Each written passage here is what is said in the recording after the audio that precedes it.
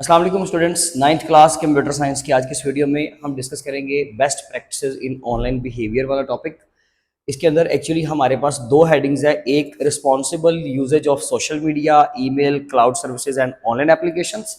ये आपका एक पार्ट पोर्शन हो जाएगा। एंड दूसरा importance of privacy settings and data security measures, यानी कि इन दोनों की हम लोगों ने इंपॉर्टेंस बतानी है। तो पहले तो क्वेश्चंस की डिवीजन देख लेते हैं।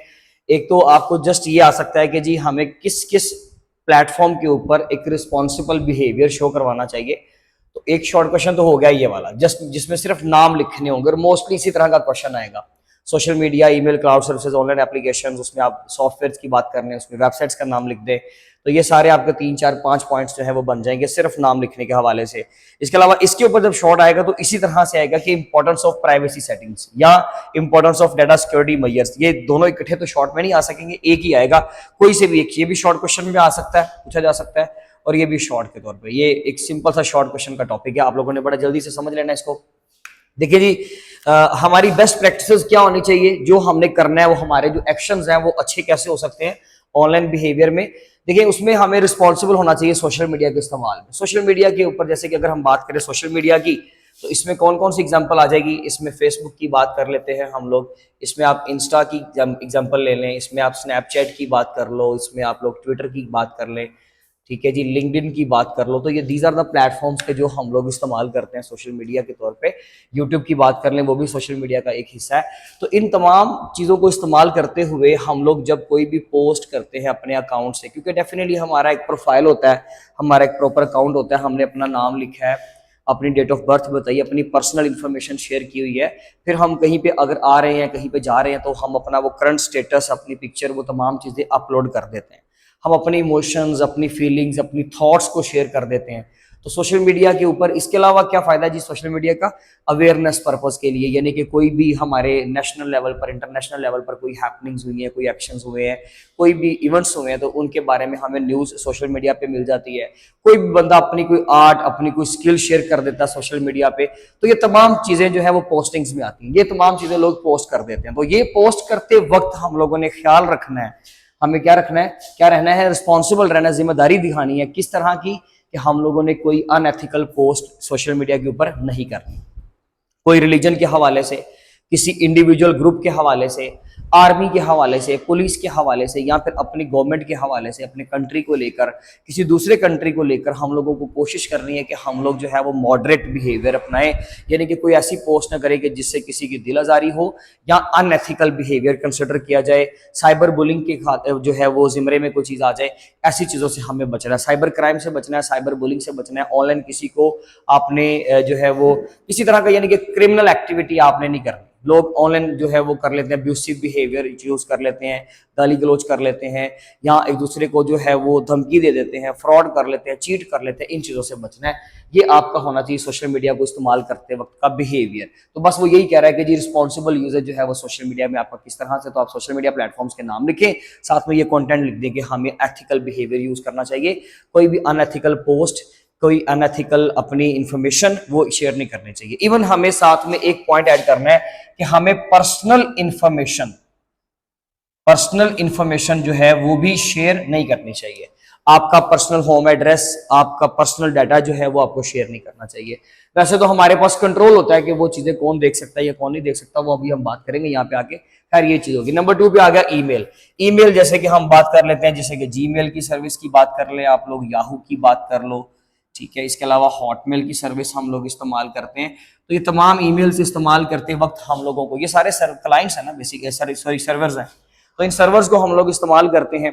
तो ईमेल्स वगैरह करने के लिए ईमेल किस लिए काम आती है जी, ईमेल लोग क्यों करते हैं? ईमेल लोग खास करके इस्तेमाल करते हैं कम्युनिकेशन पर्पस के लिए, या इसका जो सेकंड पर्पस होता है, याद रखिएगा, कम्युनिकेशन के अलावा, वो होता है रिकॉर्ड कीपिंग। लोग रिकॉर्ड कीपिंग के लिए भी, यानी कि वो आप ये समझ लीजिए ना, आपने कोई ट्रांजैक्शंस की हैं, आपने किसी को कोई मैसेज भेजा है, या आपको कोई किसी को फाइल सेंड की है या रिसीव की, तो वो एक रिकॉर्ड कीप करने के लिए हम लोग ईमेल्स के सर्वर्स को भी इस्तेमाल कर लेते हैं। या सिंपल कम्युनिकेशन पर्पस के लिए, किसी ऑर्गेनाइजेशन से चैट करने के लिए हम लोग क्या करते हैं, ईमेल्स वगैरह इस्तेमाल कर लेते हैं। जैसे कि अगर आप लोग पुलिस में गए, कोई आपने फॉर्म जमा करवाया, आपने किसी जॉब के लिए अप्लाई किया, आप किसी कॉलेज यूनिवर्सिटी में गए, तो वो आप लोगों को अब ईमेल कर देते हैं। तो वो एक अवेयरनेस का तरीका है, आप लोगों को इन्फॉर्म करने का तरीका, अलर्ट करने का तरीका, नोटिफाई करने का तरीका होता है। तो ये चीजें बेसिकली हम इस्तेमाल करते हैं।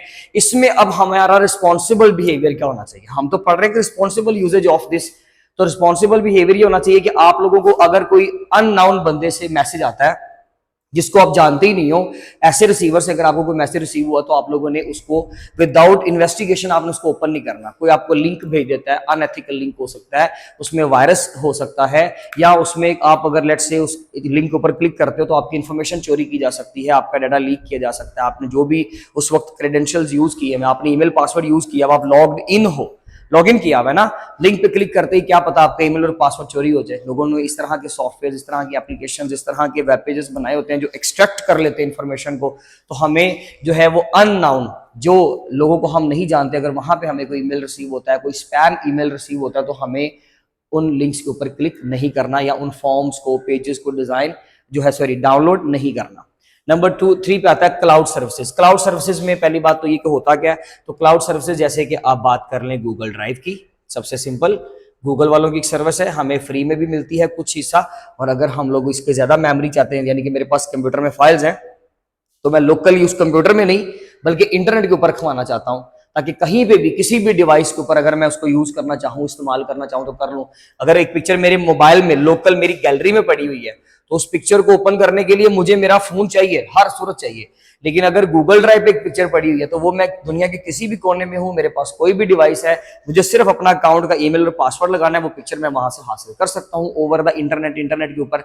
तो ये बेसिकली तरीका होता है, इसको बेसिकली हम क्लाउड सर्विसेज कहते हैं। उसमें गूगल ड्राइव आ जाता है, उसमें आपकी बुक पे ड्रॉप बॉक्स का नाम लिखा होगा, उसमें वन ड्राइव आ जाता है, आई क्लाउड आ जाते हैं, ये सारी चीजें, तो वो हम लोग क्लाउड सर्विसेज यूज करते हैं। तो इनको इस्तेमाल करते वक्त भी हम लोगों को अनएथिकल नहीं होना, बल्कि रिस्पॉन्सिबल रहना है और एथिकल बिहेवियर यूज करना है। हम लोगों को कोई अनएथिकल चीज अपलोड भी नहीं करनी और उसको डाउनलोड भी नहीं करना, और इनके ऊपर चीजों को लाजमी तौर पर स्टोर कर लेना है, ताकि हमारी जो सेंसिटिव इंफॉर्मेशन है, हमारा इंपॉर्टेंट डाटा, हम उसको प्रोटेक्शन प्रोवाइड कर सकें। And the last one is online applications. देखिए जी, ऑनलाइन एप्लीकेशंस में आपकी गेम्स भी आ जाती हैं, उसमें आपके एजुकेशनल जो है वो एप्लीकेशंस आ जाती हैं, ई लर्निंग मतलब ऑनलाइन के ऊपर जो आप लर्निंग करते हो, सॉरी इंटरनेट के ऊपर, जैसे अभी आपकी ये जो लर्निंग हो रही है ये आपकी ई लर्निंग है।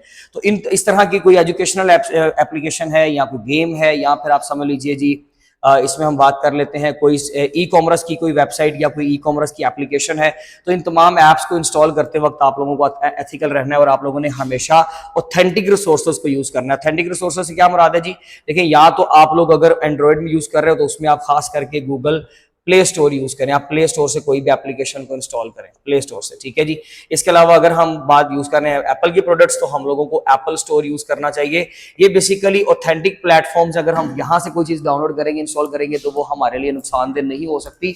तो ये आपका एथिकल या रिस्पॉन्सिबल बिहेवियर होना चाहिए इस चीज को लेके, ये आपका ये रिस्पॉन्सिबल यूजेज कंसिडर किया जाएगा अगर आप एथिकल और आप ऑथेंटिक और आप जो अच्छी वाली स्टोर्स हैं या प्लेटफॉर्म्स हैं वहां से आप एक चीज को इंस्टॉल कर रहे हैं।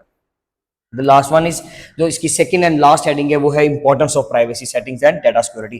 प्राइवेसी सेटिंग में आ जाता है कि आपके एंड पे जो आप प्राइवेसी करते हो, जैसे कि आप लोग कंट्रोल कर सकते हो, आपके पास इस चीज की एक्सेस है, कंट्रोल है कि आपकी जो भी पोस्टिंग्स हैं, आपकी पिक्चर्स, आपके कमेंट्स, आपकी जो भी डाटा, आपकी इंफॉर्मेशन है एक सोशल मीडिया या किसी भी प्लेटफॉर्म के ऊपर, वो कौन देख सकता है, who can see that particular type of information.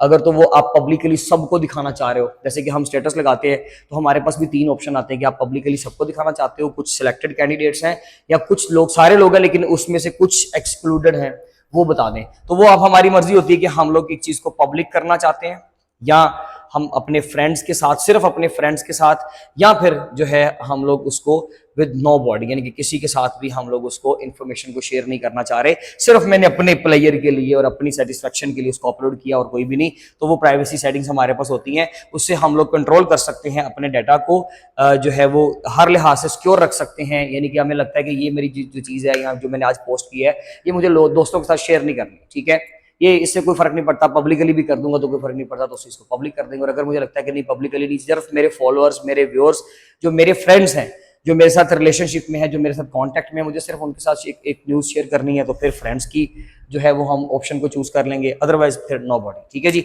इसके अलावा डाटा सिक्योरिटी मेजर्स, देखिए जी जो भी आप चीज इस्तेमाल कर रहे हो उसमें डाटा सिक्योरिटी मेजर्स का सबसे इंपॉर्टेंट जो एलिमेंट है वो है, या इसमें जो सबसे इंपॉर्टेंट पॉइंट है दैट इज योर पासवर्ड। आपको चाहिए कि डाटा सिक्योरिटी मेजर करें, यानी कि अपने डाटा को सिक्योर रखने के लिए आप अपने पासवर्ड्स को स्ट्रॉन्ग रखें, बहुत स्ट्रॉन्ग रखें।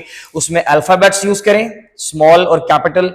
उसमें सिंबल्स को यूज करो, एट द रेट, जैसे कि सपोज करें मैंने यहाँ पे यूज किया at the rate, dot, colon, semicolon, A1:3, ये मेरा पासवर्ड है लेट्स से। ठीक है, इट्स वैलिड। इसमें 8 कैरेक्टर्स, ऊपर कैरेक्टर्स भी हैं, कैपिटल लेटर भी यूज कर लिया, स्मॉल भी यूज कर लिया, फुल वर्ड फुल नेम इस्तेमाल मत करें। तो ये बेसिकली आपके एंड पे जो है वो डाटा सिक्योरिटी मेजर्स होते हैं, और यही बेसिकली इसकी अहमियत है कि आपका डाटा प्रोटेक्टेड रहेगा, सिक्योर रहेगा। इसका स्क्रीनशॉट ले लीजिए। एक सिंपल सा टॉपिक था, मैंने कोशिश की कि आपको हर एंगल से इसको समझा पाऊं। कोई क्वेश्चन या कोई क्यूरी हो तो आप पूछ लीजिएगा, अदरवाइज इंशाल्लाह अपनी नेक्स्ट वीडियो में मिलेंगे। अपना बहुत ख्याल रखें। Thank you so much. अल्लाह हाफिज़।